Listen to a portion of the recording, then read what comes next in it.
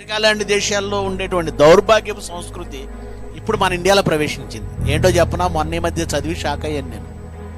22 ఏళ్ళు 23 ఏళ్ళ అమ్మాయి తండ్రి వయసున్న 60-70 ఏళ్ళు లేదా తాత వయసున్న 60-70 ఏళ్ళ వయసున్న వ్యక్తిని పెళ్లి చేసుకుంటుంది.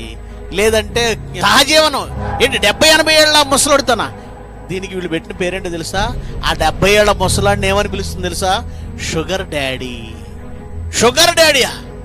మామూలుగా కన్నవాడిని డాడీ అంటావు, ఇదిగో అక్రమ సంబంధం పెట్టుకున్నవాడిని డాడీ అంటూనే తప్పు చేస్తున్నావు. సిగ్గు, అదొక పరమ వికృతమైన సిగ్గుమాలిన చర్య అండి షుగర్ డాడీ అంట.